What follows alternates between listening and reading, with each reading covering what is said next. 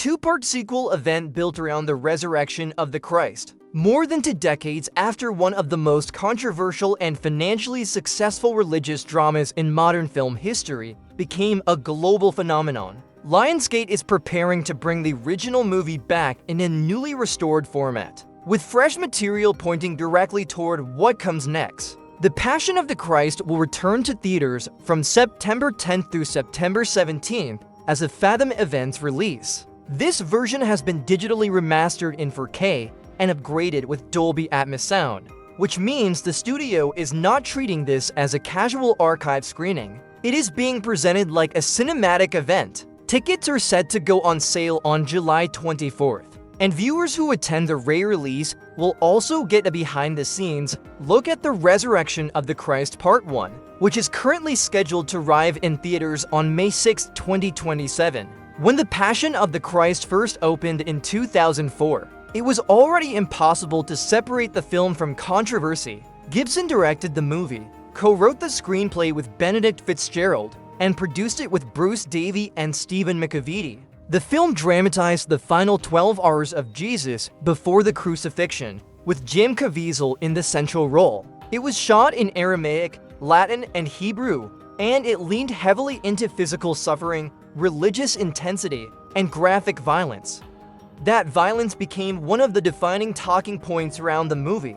For supporters, the brutality was part of the point. They saw it as a direct and uncompromising depiction of sacrifice. For critics, the level of violence was excessive and overwhelming. The film also faced serious criticism from groups including the Anti-Defamation League, with accusations that it reinforced anti-Semitic interpretations of the Passion story.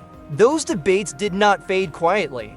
They became part of the movie's identity, and yet, the film became a box office monster. The Passion of the Christ earned more than $609 million worldwide, which is extraordinary for a religious drama spoken largely in ancient languages. It also earned Academy Award nominations for Best Original Score, Best Cinematography, and Best Makeup, while winning Favorite Dramatic Motion Picture at the People's Choice Awards. Critics were divided, with the film holding a much cooler critical reputation than audience reaction. But general audiences clearly responded in a massive way. That contrast is one of the reasons this re-release is interesting. The Passion of the Christ has always existed into conversations at once. It is a film many viewers consider deeply moving and spiritually powerful. It is also a film many critics consider artistically blunt, politically fraught, and historically controversial. Bringing it back now does not erase that history. It reopens it. And whether people are excited, skeptical, curious, or uncomfortable, that conversation will likely return with it. The Passion of the Christ marked his major return behind the camera after Braveheart, and it became one of the biggest films of his career. But Gibson's public image later became heavily damaged by scandals, including anti-Semitic remarks made during a drunk driving arrest and allegations connected to his private life. So when his name returns to a project like this, the film conversation does not exist in a vacuum. People are not just discussing the movie. They are discussing the filmmaker, the legacy, the accusations, and the question of how Hollywood handles controversial artists when there is still commercial demand. That is why this new release is not a small story. A 4K remaster of The Passion of the Christ would already attract attention because the original film still has a major audience. But adding exclusive behind-the-scenes material from the Resurrection of the Christ, Part 1 turns it into something more strategic. It gives longtime fans a reason to return to theaters, and it gives curious viewers a first step into the sequel project before marketing truly begins.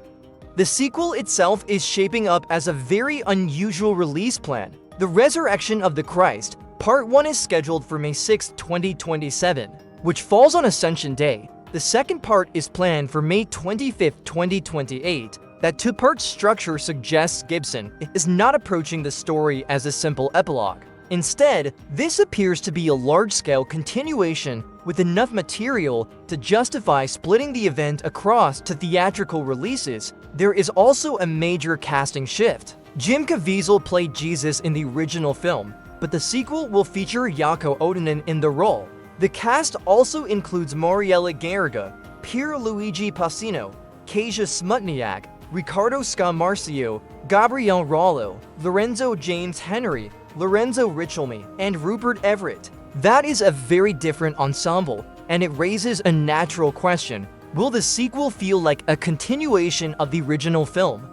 Or will it feel like a new interpretation using the original as a foundation? That question matters because The Passion of the Christ was so specific in tone. It was severe, intense, physically punishing, and almost entirely focused on suffering. A resurrection story has to move through different emotional territory. It can include grief, fear, mystery, spiritual awe, and theological weight, but it cannot simply repeat the same structure. If the sequel is going to work, it needs to expand the cinematic language of the original without losing the gravity that made it resonate with its core audience. The behind-the-scenes preview attached to the re-release could be the first sign of how Gibson plans to do that. Will the new movie lean into supernatural imagery? Will it focus on the apostles and the aftermath of the crucifixion? Will it explore spiritual realms in a more literal way? Or will it remain grounded and restrained, using faith and mystery rather than spectacle?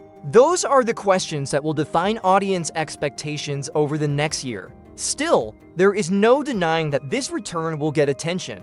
For believers who found the original film meaningful, the re-release may feel like a major theatrical event. For film fans, it is a chance to revisit one of the most debated movies of the 2000s in a restored format. For skeptics, it will reopen questions about the film's legacy and Gibson's place in the industry.